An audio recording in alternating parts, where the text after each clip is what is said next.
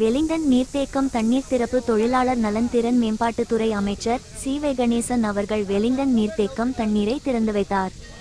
கடலூர் மாவட்டம் திட்டக்குடி வட்டம் வெலிங்டன் நீர்த்தேக்கத்திலிருந்து இன்று 14 தேதி முதல் வினாடிக்கு 120 கன அடி வீதம் 120 நாட்களுக்கு பாசனத்திற்கு தண்ணீர் வழங்க ஆணை பிறப்பித்து இதன் மூலம் கடலூர் மாவட்டத்தில் திட்டக்குடி மற்றும் விருத்தாசலம் வட்டங்களில் உள்ள 23 ஏரிகள் மற்றும் 63 கிராமங்களில் கீழ்மட்ட கால்வாய் மூலம் 6767 ஏக்கர் நிலமும் மேல்மட்ட கால்வாய் மூலம் 17292 ஏக்கர் நிலமும் ஆக மொத்தம் 24059 ஏக்கர் நிலங்கள் பாசன வசதி பெறும் அளவிற்கு திறந்து விடப்பட்டது. வெலிங்டன் நீர்த்தேக்கத்தின் மொத்த நீர்மட்ட உயரம் 29.72 அடி. இதில் தற்சமயம் 27 அடி தண்ணீர் உள்ளது.